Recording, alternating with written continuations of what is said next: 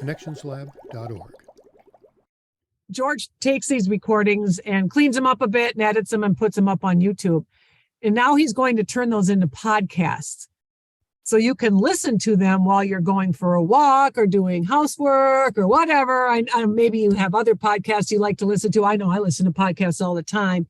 So it's just another way you can get this information too, is in a form of a podcast.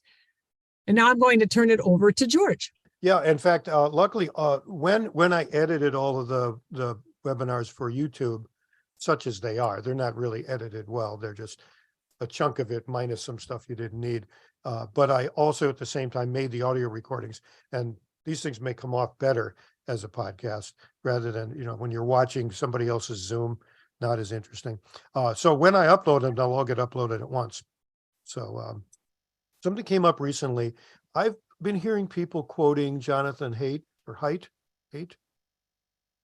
Anyway, both people that I meet, and also I've seen in online writers. I know there's some kind of uptick in his stuff. He wrote The Righteous Mind, and it's an interesting book. Here it is. And of course you can't see it well. The Righteous Mind. Is that forward or backward for you? Backwards. I don't know what happened. All right, I'll try to fix that. But I think everybody should know that Jonathan Haidt is actually conservative.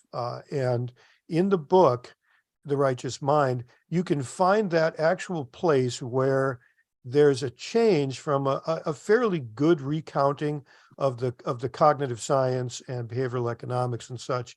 But the point at which it changes from that over to a defense of conservatism, and I've seen this style of writing before on the conservative side, where they'll it's almost as if they're setting up a whole lot of science, and then they take a leap from that that's not really a logical leap, but they do it in a way that makes you think it didn't really happen.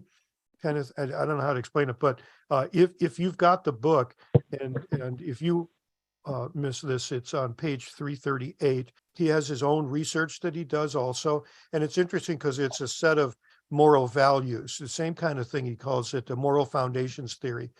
But what I see in it is a very arbitrary choice of values, and he comes up with the odd notion that conservatives have more values more equally applied.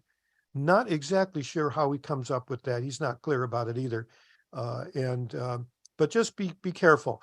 He is a conservative writer, and I hear a lot of liberals quote him and talk about him. There are certainly some good things in here. It's not total crazy. It falls apart around page 338. But before that, there's a lot of good psychological knowledge. But after that, just watch out. Anyway. Can I throw in a comment on that? Yeah, I have a bit of a bone to pick with it, in that he defines certain values as being more community oriented, more about social cohesion versus individualistic. But the value that Democrats are most largely associated with is care. And he defines care as an individualistic value. And I'm like, care, about other people.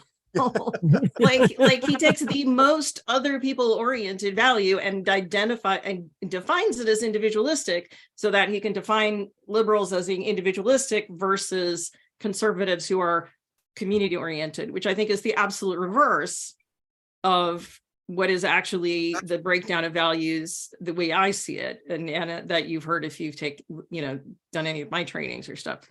It is absolutely the opposite. So that's my little bone to pick with Mr. Haidt. But anyway, thank you, George, for pointing that out.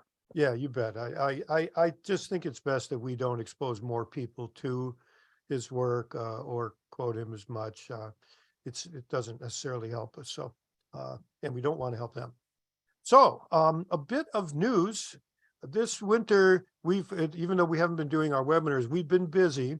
Antonia and I have been talking a lot, and we've cooked up some ideas, and we're going to be working more together. Hobie and I have done a lot of stuff together, and Antonia, and I just decided it makes a whole lot of sense to do more together. So you'll be seeing more of Antonia. We have some other things cooking, but we don't want to count any chickens before they're hatched or jinx anything. I'm knocking on my wooden desk. So we're doing that. But in this, we have decided on 3 goals. One is to teach framing to more people. And the second, which we're already doing, and everybody knows we think that's great, but also tying that into building your volunteer community and integrating it with your volunteer community. Everybody on this call, near as I can tell, are people who are not only activists, but also leaders in their party or their activist organization, advocacy organization. And we don't see these things as inseparable, that the teaching of framing or having a session like Hubbard County is a way to get people in and involved in our activities where they're not being asked to do the odious things that people don't want to do, right? But you get them in there and they're learning together, they have some good discussions together, and then when it gets time for volunteering, it's really hard to say no. I'm just saying. So and then the third thing, which I kind of threw in here and didn't talk to Lisa or Antonia about, was to involve our electeds and candidates in this training. I think that's something we'd like to see happen this year.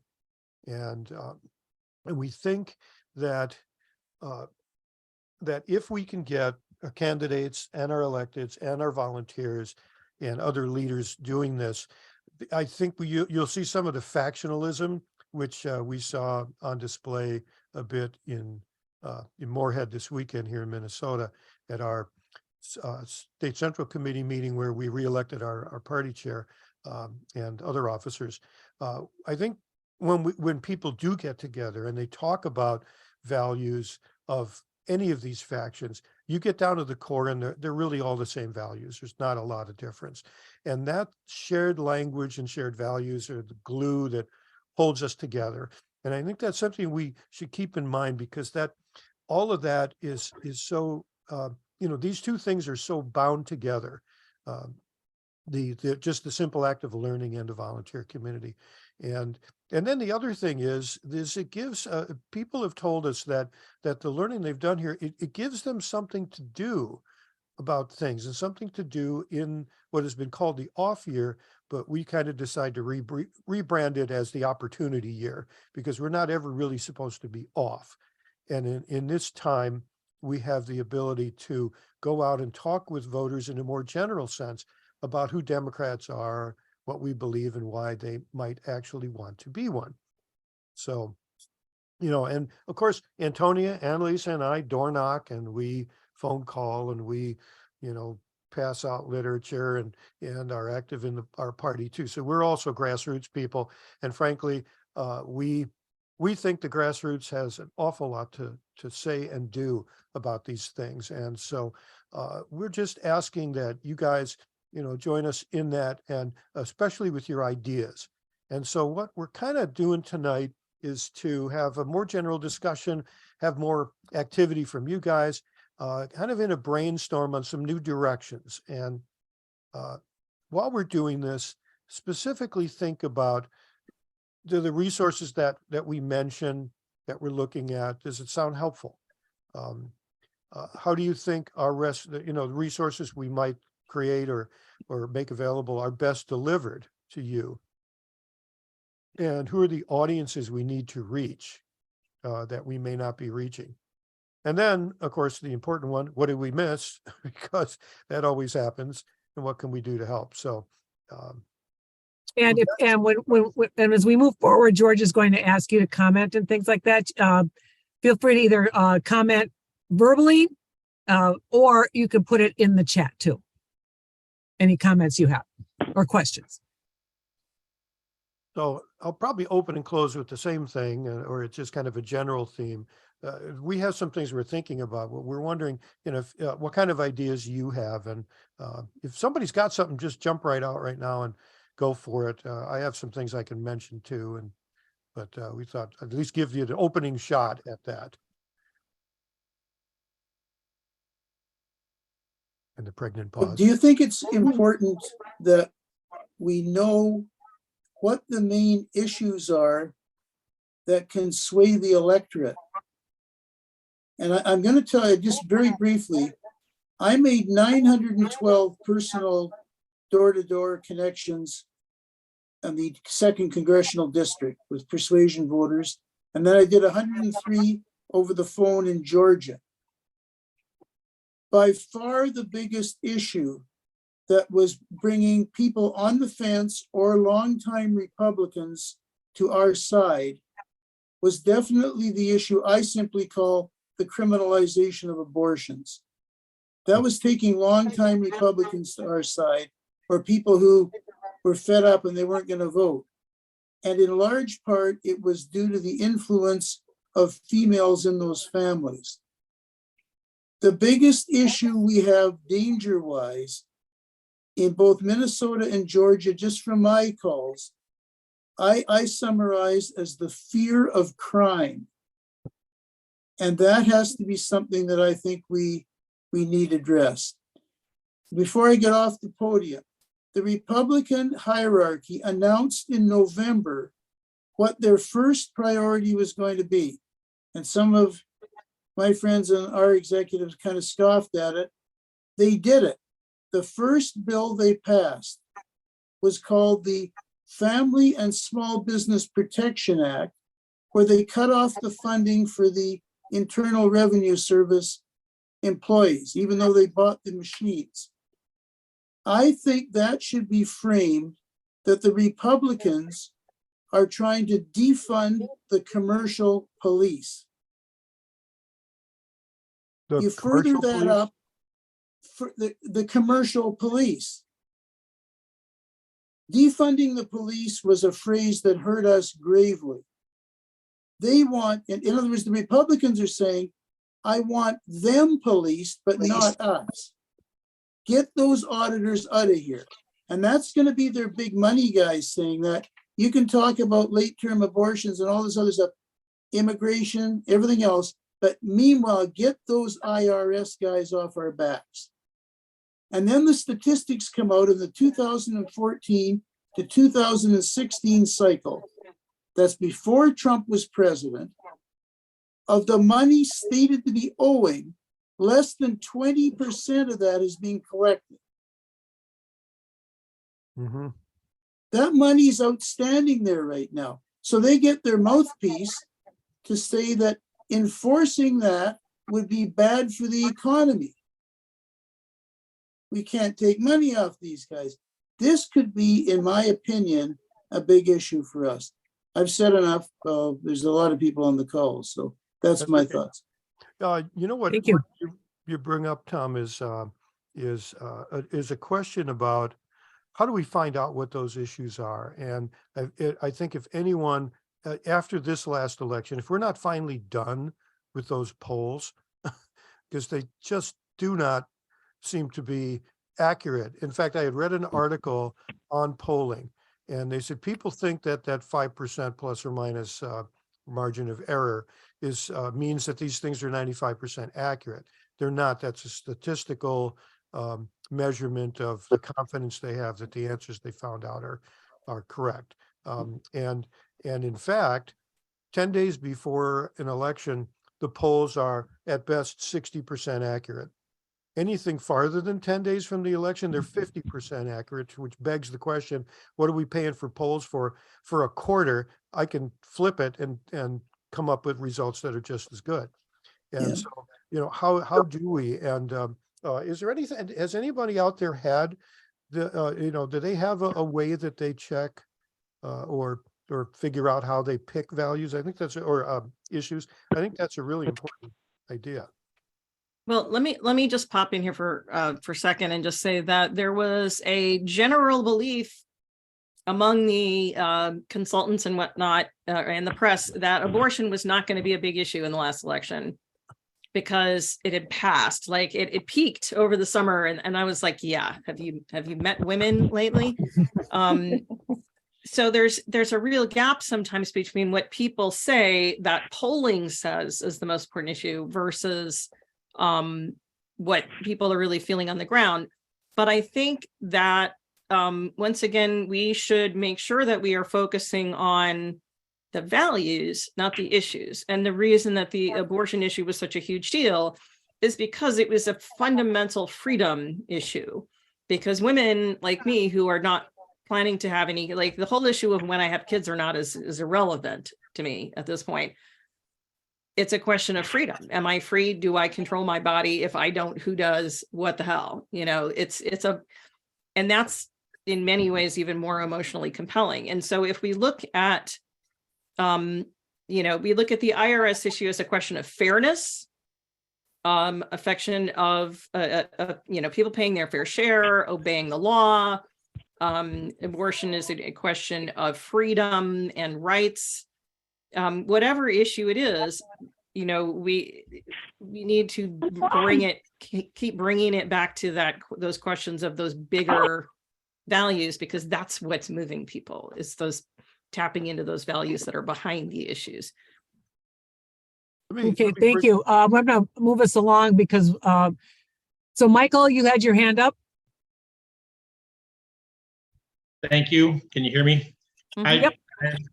I was just going to suggest that one of the ways that might be helpful too is to make a concerted effort to go to local leadership on a community level and talk with them and find out what it is that's important to them, what needs to be accomplished in the community, and what our elected representatives need to focus on to deliver for that community. Because if you can identify something that needs to be addressed and get it done, you're going to look a hell of a lot better when it comes to what you can hold up in front of your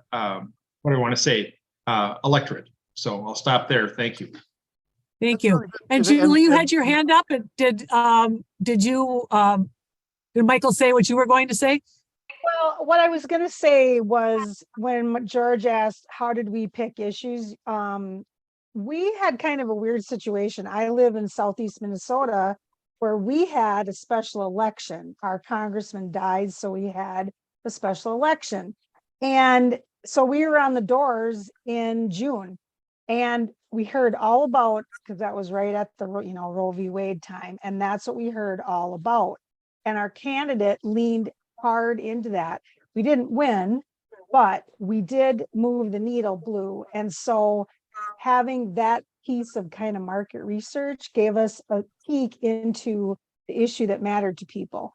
And how that matters now in our opportunity year is we need to be out there talking to the people, because those issues, they need to tell us. And the only way we can find that is if we are on the ground talking to people, even people that might not align with us, but are going to give us a peek into what matters to them. So that's what we did anyway. Great, thank you. That makes sense. Keeping in contact with voters makes an awful lot of sense in the meantime, because those issues will change based on what's happening. Obviously, the Dodd decision kicked off the whole deal for the criminalization of abortion, which I do kind of like there, Tom. I like that. And what was the other thing? Anyway, one thing I did want to say is I noticed in the chat, Peg Donahue brought something up. This is just going back to the Wellstone stuff, that actually this weekend, Ken Martin, who's a chair here in Minnesota, had mentioned they've started a new thing for young people and newcomers at dfl.org/Wellstone for new training opportunities. And so I don't know much more about that, but I know it kind of sounded like it was a way to kind of reconstitute some of what was done with the original Camp Wellstone training, which was very good. So, okay. Sorry. I just want to point out, if you're not looking at your chat, I would highly recommend that you do if you can. Sometimes when you're on your phone and things, it's a little hard. But Catherine did say that her Senate district had a tiny town hall meeting, and they call it a tiny hall meeting at somebody's home. And they had about 20 people come, and there was a city council and the state rep there, and they heard about what mattered to that group. So they're going to do more. So that's another good way to bring people together in somebody's home, have them invite them. Yeah, and one thing that newer folks really like is meeting elected officials. They probably never have before, and people like to get a charge out, and they'll remember those particular candidates forever. It's like all of a sudden they're kind of hobnobbing with the hoi polloi, and it's pretty cool. So that's another good thing. Okay, let me bring up something different. We're looking at and again, if you have ideas, other ideas, whether they're related to what we're talking about right now or not, pop in there. We want to get as many as we can. One thing that we notice is on the webinars, we get only so many people, and we're really thinking that what we need to do is work on resources that are available to everybody to use with or without us. And so one of the things we're looking at are short videos, and luckily we have young people in our lives who get the whole YouTube thing and know what people are looking at and are interested in. And what I've seen, I actually like what I see because it's really focused on brevity and being very concise about things, but also visually interesting. If we made stuff like that, would you use it? That would be great. Yeah. I think it'd be a way too of getting more young people. And I just know from my kids and their friends and things, they love to look at videos. They do. That's how they get a lot of their information. As a matter of fact, I mean, I get annoyed because when I look up a recipe online and then they want to show me a video, I don't want to see the video. I just give me the printed recipe. But the kids like the videos, and so my kids watch them. So, and they're like 30, but so. Yeah, videos, I think, is another way maybe to attract some young people too into this work. Can I ask, there's probably at least a few people here who have seen some of my training stuff. My sense of it is that when you take my training, it's like being bombarded with a bunch of like playing dodgeball. It's just stuff being thrown at you rapid fire. If we break that up so that each like one slide might say something about how things are associated with each other, or it might say something about a particular value. If we broke those up so that each one was like a 3-minute video, would that make it more digestible? Because it just seems like when I'm doing the training, the kind of the longer training program, it just seems like it's just way too much all at once. Yeah, shorter bites would be good because people have such short attention spans nowadays. Because they're used to being there on their phone and they're jumping from this to this to this. And, as long as we have some way to make it kind of cohesive so that you can tell they all fit together. So like a branding thing or something. Like a playlist or like Yeah. a playlist and a part 1, part 2, part 3, so people know Which order to put them in. Yeah. And then Patty had a question. Oh, I'm sorry, Melody. Did you have some more to say, or Nancy? Yeah. And I actually, Hobie's had his hand up too, so I want to make sure we get to Hobie. Hobie? Yeah, I think when we talk about the media that we use to communicate our ideas, that yes, there are some things that are better than others, and shorter is always better. And George, I can't wait to see you on TikTok. I don't dance. But I'm a little bit skeptical that simply making something in video attracts young people.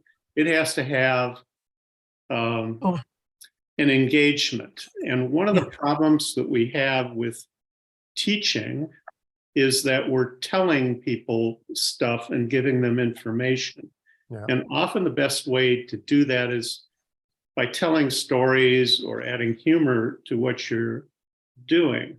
Mm-hmm. I think the other thing that is important, if it's one of the 3 goals for you, George and Antonio, to teach framing to other organizations is also to address. I don't know how to say this. There's a lot of old aphorisms like teaching pigs to sing and all that sort of thing. But framing is complicated. Mhm. It can be complicated, and our job is to make it relatively simple. And yet, part of the liberal audience simply wants to know, tell me what to say. And so I like what you do, Antonio, in terms of here's kind of the reasons why, but here's how it's demonstrated. And the more you can make whatever video you're doing a story, the more attraction you're going to have, because you're not going to get people to dive into a really technical subject. And the more we talk about the success stories where this has been done and used, the more people will infer the value in it. Anyway, but I would like to say, if you're going to do videos, make them really short, make them really punchy, and avoid the teaching. Teaching is a byproduct of what you're trying to communicate. Anyway, from my standpoint. So That's good thanks. feedback. Yeah. That's good. Thank you. And Patty had a question. Do we have any videos we can show? No, we don't have any yet. We I haven't. mean, I've got a little sample of what I've been working on for the, we took, this needs a lot of editing down, but our online course, and this is not a short video thing. So you're not going to show it now, are you? I no. could, let me just pop it No, up. let's not do that because that will take too long and we don't know how. No, I'm just the going to zip quality- right through it. I'm not going to actually play it. Let me just show you something. So this was our online course. And so we, a lot of this will be edited out but there's also like it's graphics, but it's really a slideshow. So this is more for somebody who really wants to sit down and just spend some time with it. Well, that's not what we're really, I mean, even though this will be edited and made available, it's not what we're talking about here. We do want to do short. We do want to do something that's engaging. And I think the other thing is, and Elby, you mentioned engagement. We also intend with these to make available to people some companion materials so that they might spark a discussion and so that you could take a short video that is that you can then, there's a list of questions and people, discussion questions or activities or exercises that we would do or that you could do. So kind of a little tiny mini training in a box kind of a thing. What do you think of that idea? And Hobie, you're the marketing genius on this stuff. You actually have experience in that. I think it's useful for that individual that wants to become an expert at framing. Okay. I think we attract more people. We attract more people when we show them the value of framing and show them examples. And so it is, again, it's not the tools or the media that we're using. It's the message at the core that is in the story that we tell. When we can tell how we framed the marriage amendment in Minnesota and how we moved people and relate that emotion that comes with it, and then say, and by the way, we use this as the frame and here's the value that something was built on, then people get it. And my saying is that people get it, they get it, and then they get it. And they finally get it. And that's what drives their interest to look at the resources or look at the video or dig deeper into what this is. But I think it's also incumbent in this group to provide not only that, but it's to say, and if you don't quite get it yet, please don't do this in the shortest possible way. Yeah. My example was that recently was the ban gas stoves movement. That's almost as bad as defund the police in terms of a frame. And we can go try and teach people that, but instead, if we give them an alternative and then show the example, then we're better off. Anyway, I'm sorry, I'm on a soapbox. No, that's absolutely wonderful. Thanks, That's Hobie. exactly what Nancy had a question or a comment. Yeah, going back to what Antonia had asked, I've been to a number of your trainings, and yes, it's like a fire hose. It's so much, and I'm still in the learning phase always. I come to all these, and but I never feel like I have it in hand. But it depends on your goal, because what I feel like you offer is prepared messaging. So if I was in charge of our social media accounts and things like that, I have something to take out there, and you give it to us. It's really timely. It's right in the moment with the issues that are going on, and you can just move with it, where my goal is kind of to absorb. And so for me, it's just like, wow. But if I were actually needed to act on the messaging, it would be fabulous. It is fabulous as it is. It just depends on your purpose. So yeah, George is more like a trainer, and you're, I think, more like a, here it is, go with it.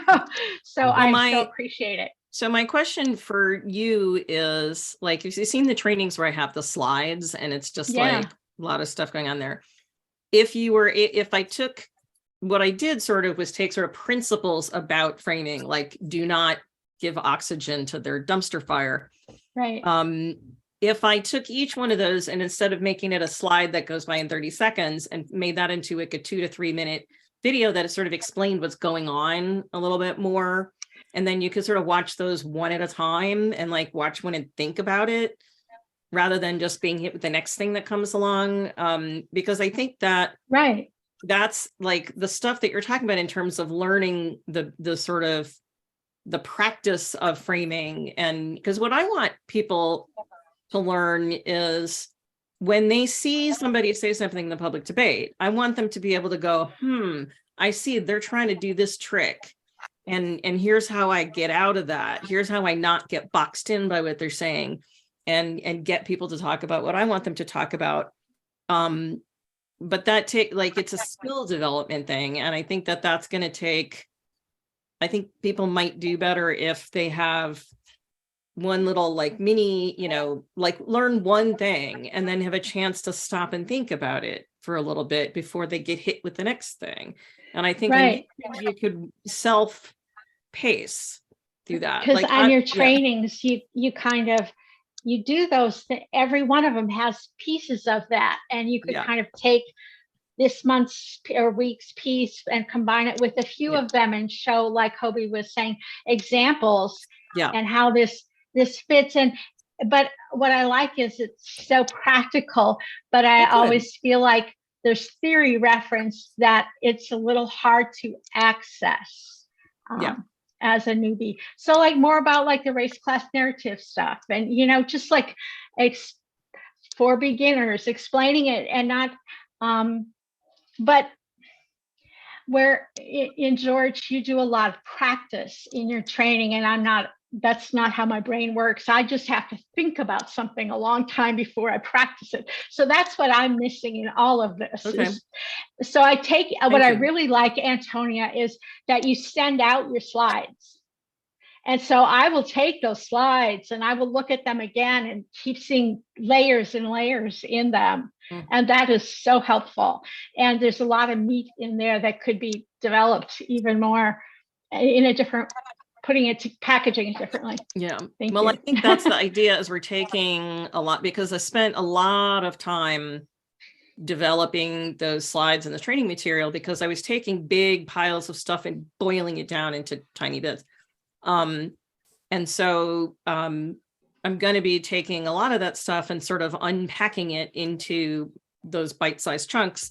And you're right, like putting, like being able to provide more examples, like having one kind of a general principle and then saying, here's 3 examples, instead of having one or none, to have like 3 examples so people can say, oh, I see how that applies in the real world. That's what we're hoping to do. And then George, who's had all this practice out there doing the training with people in person, we want to kind of meet a little more in the middle to make it so that because in my training, you don't get any practice, you don't get to apply stuff, so if we can kind of I would like to bring in some elements of this, the stuff that he's been doing in terms of really giving people a chance to, you know, put something into practice in a practical way and, you know, in real time, to, you know, to make that kind of a training where you're not learning so much, but the few things that you are learning, you're actually being able to walk out the door saying, I think I have a sense of how to do this. So there's, you know, there will be more different, slightly different kinds of training, I think, that are more practical for people especially once we get back into human face-to-face stuff, which I'm very excited And, about. yeah, and I think also because people have different learning styles, and some people audio, some people are visual learners, and most people are kinesthetic learners, which means they have to be moving, and moving, your mouth is moving. So so that practice piece, I think, gets to that kinesthetic learning that people really need. And that's where, like let's say what Hubbard County is doing tonight, coming together like this, you know, I mean, this is by showing a video and then letting them practice with each other. That would be a helpful thing too. But I'm going to move us along, and I'm going to go to Phil now. Just a brief note, thanks. I want to add to Hobie's wise counsel about story. And I think it's crucial that it be a personal story. And to find a personal story that resonates with you, that may resonate certainly with voters. So when you're door knocking, much like, as you mentioned, someone mentioned the marriage amendment that had great success, I think, because of personal stories myself. Obviously, many have the same. I have same-sex friends who wanted to marry and they couldn't. And do you have anyone in your family? And so often they did, and they do. So the personal story is the feature I think is crucial too. Thank you, Phil. And Peter, is it you or Patty? That one, Patty. I just wanted to say, to go back to when you're talking about doing videos, one person who you might consider asking, who does this and has a great way of dealing with humor, is Al Franken. Yeah. And I would believe if you contacted him, he might be willing to, you know, at least talk with you about how he handles. Yeah, Do something we can record. yeah. Oh my God, that would be so great. I'm thinking back to those Saturday night. I'm thinking back to the Saturday Night Live days. Yeah, because humor makes a big difference in Oh my God. people. That would Yep, be it sure be does. amazing. it would be totally amazing if Al Franken would do one for us. Oh yeah. Yes, I think you should ask. It's worth asking. Yes, You know, one thing I have found out, if you don't ask, you never get It won't there. happen. You right. gotta ask. That's how I met Antonia. I said, what the heck? I'm gonna contact George Lakoff. Well, George Lakoff doesn't answer his email, but Antonia answers his email, or did. I did. And I asked, we became friends, and look at what's happening. So, you know, yeah, you have to do that. Yeah, we'll ask him. Well, Oh, we sure Ken. will. Great. Get me through to him. And Hobie, But you have last question, sorry to derail us here, but the thing I think about the most is, and I try this for climate and whether we can just get away with, whether we have to train people to come up with their own climate frames or recognize when they're being framed or how not to respond. And I think we need to do some of that. But the first marketing question after what are you trying to accomplish is, who are you trying to reach with this?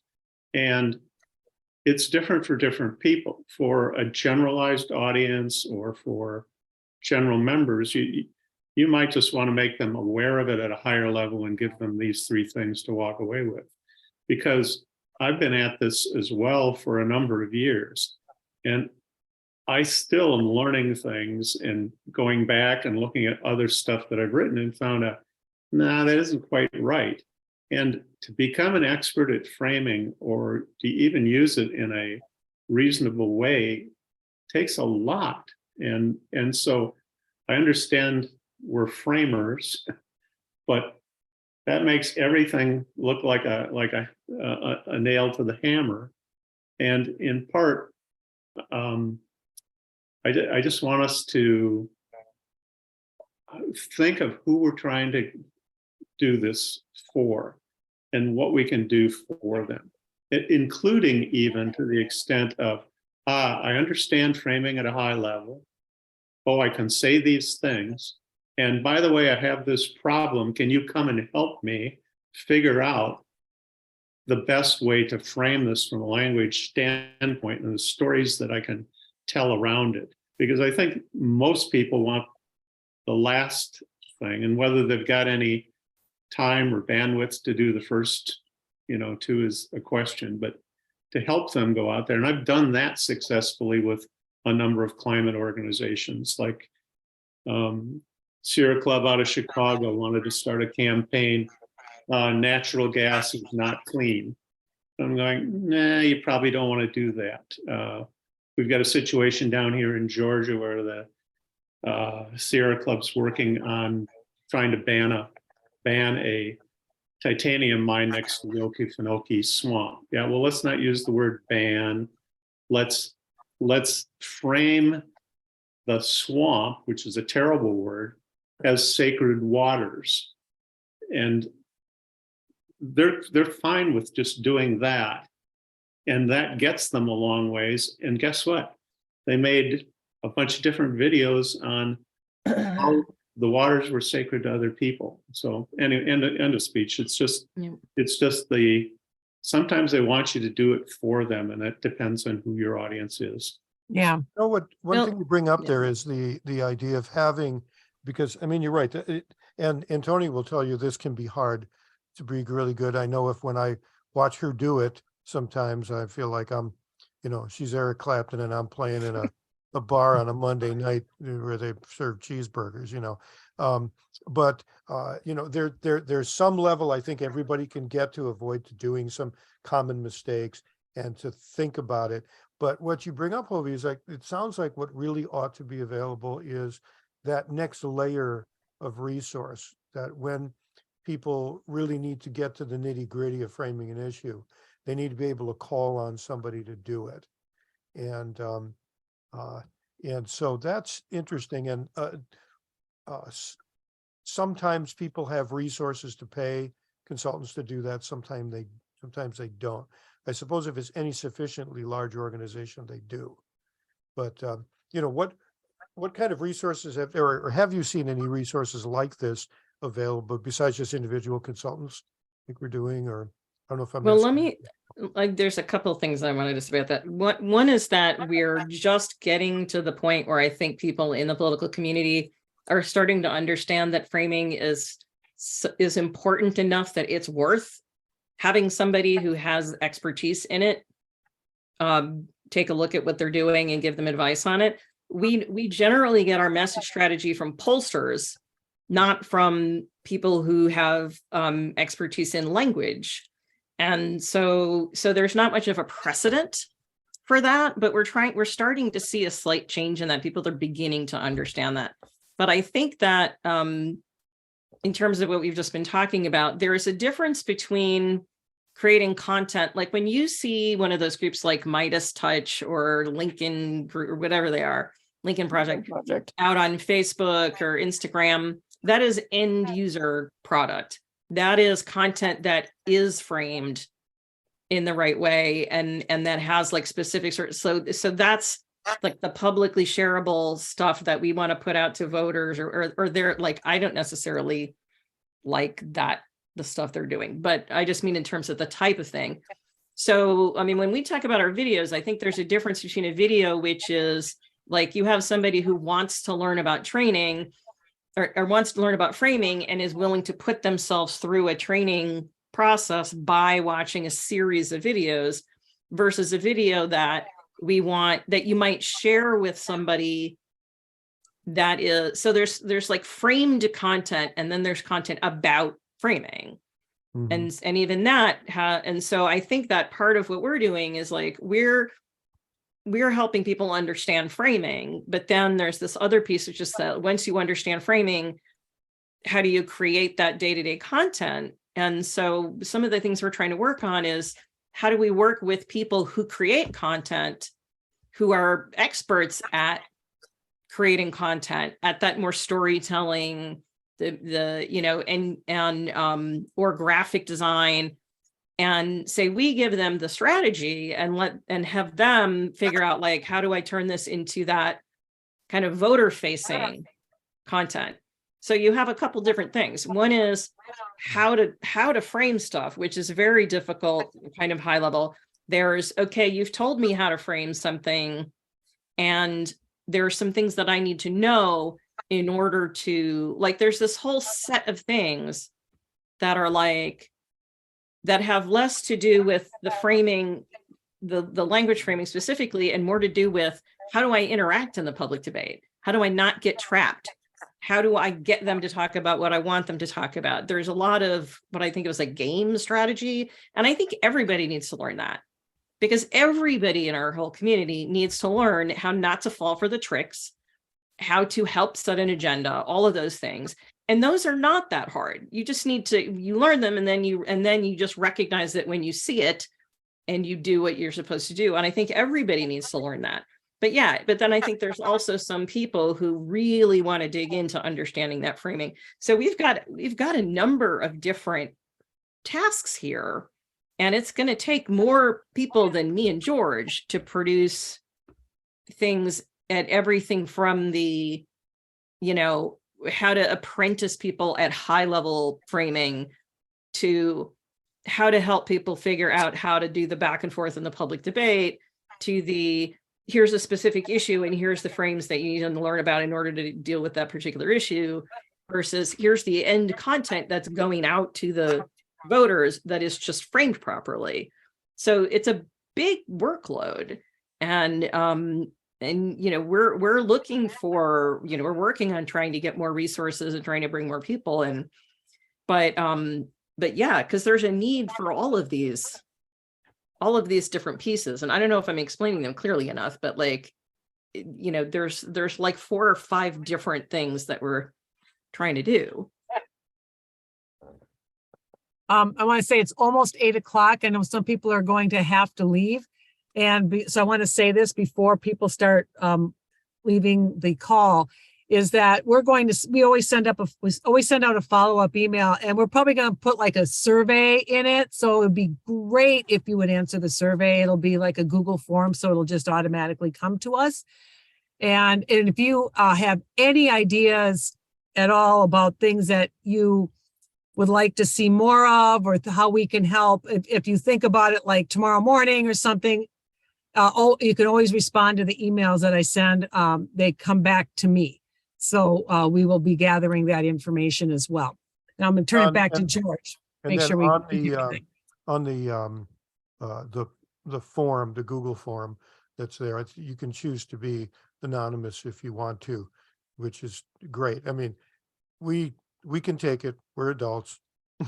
Tell us what's working and what isn't. There's no way that we can learn and do better otherwise. But before we roll, just a couple of things. What for a local group like is happening in Hubbard today? Are they still on, or they just? No, I think they looks like their meeting was over at 8, because I saw them like stacking chairs and stuff like that. So they must have had to get out of wherever they were. All right. Okay, then I won't go there. Well, you could ask, I'm sure somebody else here can answer from that perspective if you. I'd just be thinking about and let us know if you have, what kind of things that we can provide that again, help with the organization you're in to help spread this, because what we see here is we're getting a lot of people who seem to be very interested in how this all works. And that's at that maybe higher level we're talking about. And how can we do this to help your organizations? Give us some, any ideas you have along that idea or that angle. George, I'll say more on your survey, but I think it's a great idea, and I can really see us once we have new officers after our convention in our Senate district, to do some of that with them. And I like it what Antonia's talking about. If you could break it into different aspects So maybe one time you do one of them, another you do another. But I also really love the idea of focusing on candidates. So if we can possibly get candidates early enough in this opportunity year and really get them through some of these things, I think that could be very impacting. So I'll say more, but I really like the directions that you're going with that. Thank you. Thanks. And let me ask this, one thing that I think would be cool, and again, we're brainstorming, so I'm throwing out wacky ideas, but I think what would be cool in some of the video stuff we do is to say, is there some we can involve some of the people who've been coming to these webinars and who we know? And what I was thinking is, because they're generally short videos, there's going to be an example and other content, but to ask some of you if it would kind of, it seems to me to be cool if people watch these videos and what they see is not just my ugly mug, as they say, I have a face for radio, but we see people who are actual, real, honest to goodness activists, and maybe we just give you a script and you do a selfie and you're like from Bemidji, you're in front of Paul Bunyan and Babe, or whatever, and you and something and saying, and you're just the person doing the intro to that video in a way, to just. Or to go to Hobie's point, is if somebody has a story they want to tell too, that, so there's different ways, but yeah, getting different people, real life activists to come on and do some of these things. That people see it's not just us. Carter, our son, is actually quite brilliant in the graphics art and media, and he mentioned, you're the experts, and so you get to come on the screen with the word expert under your name, and then you say a few words, but you really need to have things move along. People don't want to listen to experts, kind of like the Hobie's point, don't want to listen to experts, sit there and opine on things. And so I think involving real honest to goodness activists shows that this is happening and that it's happening at the grassroots, which we've always felt is important. There's this fight from the top where they just don't seem to want to do this stuff. And, most of the best things we've ever done have all come from the grassroots. So let's, toot our own horn. What I would really love to see is that if we have any local candidates or people who are, potentially training to be candidates, because sometimes when I'm writing things in my newsletter, I don't know if everybody reads the newsletter, but I imagine a candidate standing in front of a group of people and saying something and how the audience is going to react to that.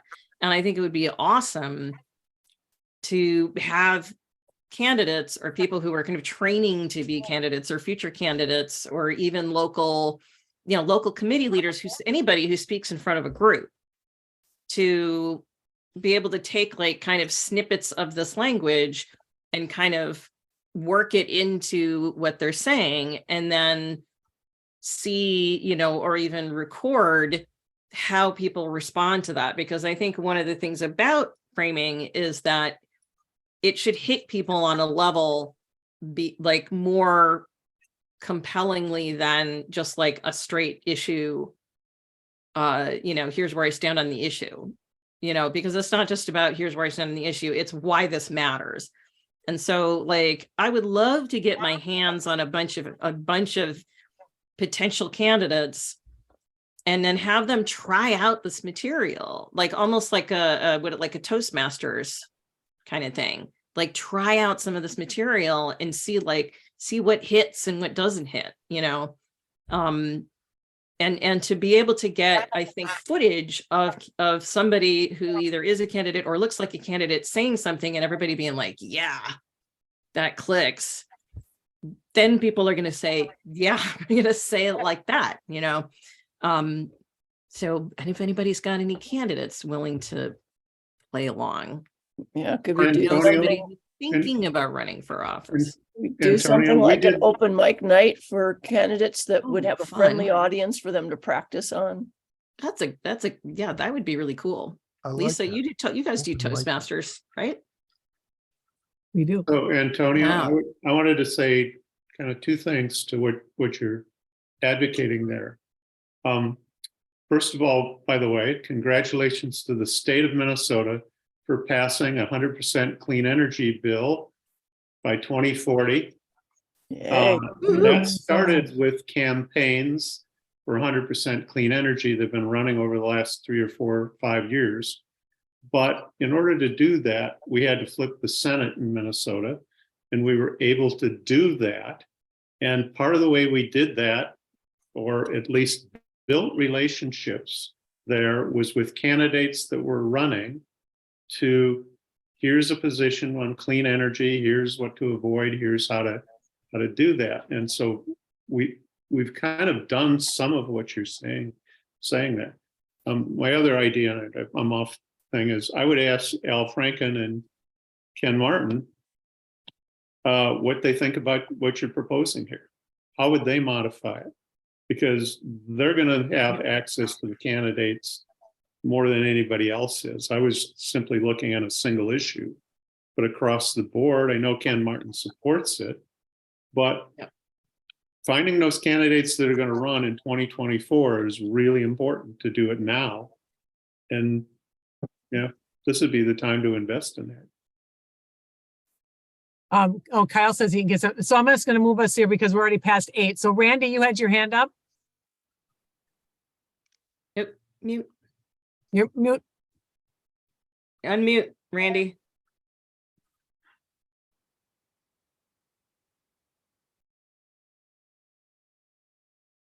There we go. There you go. Okay. I'm the vice chair of the St. Louis County OU3. So new to me. I've been a caucus chair for a long, long time. And I was at the state convention and I did listen to somebody talk about messaging. And it made a lot of sense to me using a personal example. I was thinking we had a candidate up here that lost, Mary Murphy, that's been in the state legislature for a few years, like 40 some. And she got beat by 35 votes. Oh. And part of it for a while, part of my gig was putting out signs and communication stuff into the whole district for all the different candidates. And that allowed me to really talk to a lot of people and get to know them. And what I would ask is this part of as an example of messaging? Because what I learned about Mary is a couple of things. She really didn't ever have to campaign.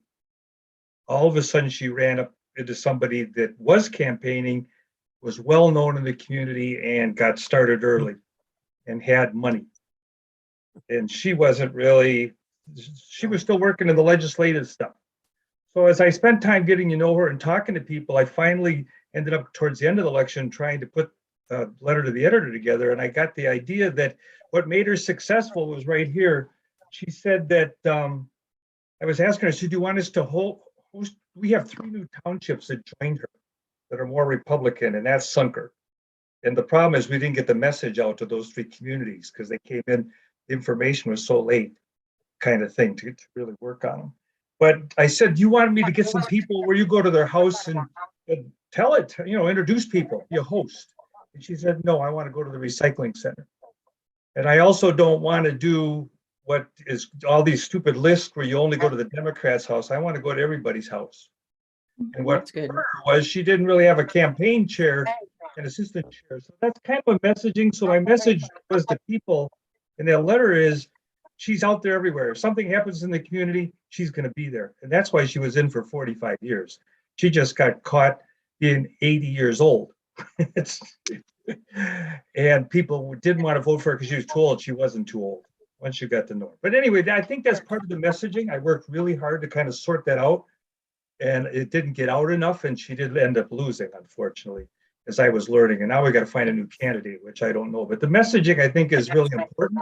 And I liked your idea where you could go get some help somewhere to kind of help fine tune some messaging. Because I'm thinking what I need to do then is if we got some messages we want to get out on a candidate, I've got to get it to the people that would come out and help us and do door to door and do yeah. Mm-hmm. Yep. That would be my in-between step kind of thing. And in service of that, I just joined you tonight because I want to catch, this is new to me, so. Yeah. Well, it's got to get, everything we're talking about needs to be appealing to I mean, there's nothing that we are telling candidates to say that shouldn't be able to connect immediately with voters. It's nothing they have to be taught. It's all very, it should be visceral and easy and appealing. And so when you get the approach right, then you want everybody who's out knocking on a door, everybody who's supporting the candidate, everybody who's putting up yard signs should be able to say, you know, they should all have that language at their fingertips.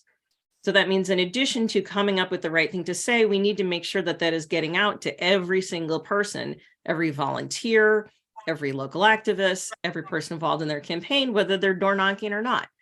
So we've got to come up with some mechanism to make sure that every candidate knows what they're trying to say, and that every person out there knows what they're supposed to say about the candidate. And that's going to take an infrastructure of itself, of just making sure that that stuff's actually getting out there.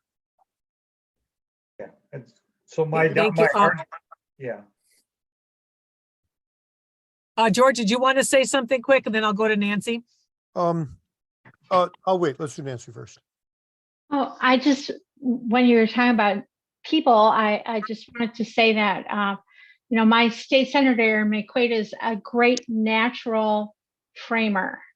It's instinctive. She said, I met her in 2015 before she ran for anything for the first time. And I said, she's going to be governor one day because she just has it. And so that made me think that it would be really interesting to see, you know, videos pulled together, just those little clips of people that are just so good at it, you know, because a lot of times just seeing what it's supposed to look like helps a lot with being able to get there yourself. Yeah, That's all. Absolutely. And if you hear somebody say something and you like the way they say it, and you can write it down, or if you see a video, you know, please let us know. I wish I had a squadron of interns that could just collect examples from everywhere. Well, So if you're ever out there seeing anything, the PRO-ACT debate that just happened in Minnesota. cool. It's 15 hours of floor debate, most of it Republican geez. amendments, Boy. but Aaron did most of the the real responses by Democrats. There are a couple other people who talked, but Aaron was the one who consistently talked through it. But she's run for lieutenant governor. There's a lot of video footage of her out there. But she's just really good. And she was just at a town hall last week also, and here in Apple Valley. And, you know, people were really, really angry about the PRO-ACT passing, the, you know, abortion right, reproductive rights for all is what it is. Passing in Minnesota, they were upset about driver's licenses for, you know, undocumented passing. They're very upset. And she was able to say things in a way that kind of stopped people in their tracks a little bit and made them think, and kind of universalized the appeal. And so anyway. That's excellent. And if anybody wants to snag some clips and send me the video, I would be happy to analyze it, break it down, look at what she's doing, learn from it, use them as examples. I mean, that would be great. You know, both of us, and then I can archive that stuff so we then can pull from it when we're doing videos and things. You know, that would be it's great. hard to collect it all on our own, but with everybody, if you see something, say something. Where'd that So come Nancy, where is that, like on like the like one of the, like the, was it in the House or in the Senate? That's in the Senate, and I watched it streaming in the Senate archives. So it is in the Senate archives, that particular one. Okay. Yep. Cool. And what's for the PRO-ACT of the PRO-ACT? It was, yeah. It's a lot to wade through, but yeah, 15 hours. Because YouTube is kind of hard to move around, you know. It's not like you can just go, you know, you can pick, I don't know, it's hard to move, I think, in YouTube. But anyway. Thank you. And the last thing I wanted to bring up, just again, just throwing this out there, if there are going to be people available to be at that higher level training, then if we were to have a train the trainers program at some point, would any of you be interested? Is that something, or know people that would? Is that something that would work for you? Be cool. I'm seeing some nods. Okay. There are possibilities. We're working on some things and we'll see what happens, but this has been great. There's so many great ideas. I've been typing like a fool, and He has. and the chat is really good too. Also, maybe what I can do is when we get the chat recording, basically YouTube will send me that along with the video. Maybe we can get some of those ideas from the chat out into our follow-up email. Yep. There's a bunch in I was there. planning on doing that. Mhm. There's a little recap. Might take a day or so to get this recap, so it's a little bit more accessible. But all right, well, thanks a whole lot. Next time, Ken Martin will join us, fresh off his victory Saturday at Yay. our state central committee. I know I personally am very happy about that, because I don't know that I've seen a better state party chair, and I'm not alone in that all the other state party chairs in the US and its territories, all 57 representatives to the Association of State Democratic Committees, unanimously, once again, not only asked Ken to do it again, but unanimously voted him in to lead them. Minnesota's on the map, which is cool, and we've got a great leader, and this is good for the cause of framing. So anyway, I know we've kept everybody a little bit longer. I really appreciate all of the feedback. Yes. I know Lisa and Antonia do also, and we will be talking to you guys soon. So that's March 6th with Ken Martin. And bring your whole group, do a hybrid or whatever you want to do, but get some more people to this. Now, this one is usually well attended. We're going to watch it carefully because we've gotten 70 or 80. If we break 100, we'll just pop into the higher Zoom. It'd be about time for us to buy the higher Zoom level. So, but please invite people. All right. Any last All right. words, anybody? Great. All right. Thanks, everybody. See y'all. Thank Thank you. you. Thank you. Hey, George. The Oh, yeah, is that Media David Fenton's Handbook. book? Okay. Yeah, Good one. has anybody read it? The Activist Media Handbook? Yeah. No, I- I haven't. I'm thinking of George. I'm thinking of George because it is very entertaining. This guy has been he started out as a photographer for the Rolling Stone, and they sent him on an assignment to cover these guys in Chicago at the Chicago 7 trial. Oh yeah. And he later on formed a progressive ad agency. But he models, he has 2 pages in the front which say, here are my 10 points. And then the rest of it is just stories. And it's hugely entertaining because he's using the stories to illustrate his 10 points. And it's all about the history of, of public relations and capturing media and using celebrity and that sort of thing. So I'd recommend it. It's a good book. If you recommend it, I'm buying. I'm already on Amazon. Yeah, no, it's a great, he's a real top. I mean, I don't recommend everybody, but I know he does, he's been a great communicator for our the our history community for a value, long time. the history value. I mean, that's kind of all the way through the Vietnam War to he's done work with Nelson Mandela and the situation in Guatemala and all the way up to climate and that sort of thing. So he's done a lot of good work. And I think the bottom line for me is that liberals somehow look down on the fact that we have to tell stories, or that we have to advertise, or that we have to,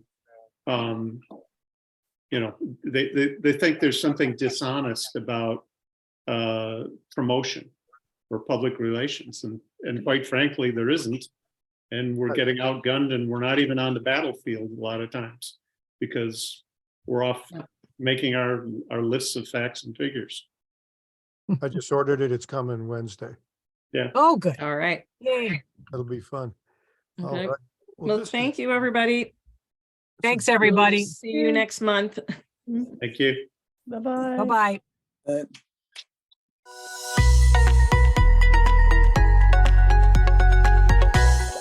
connectionslab.org.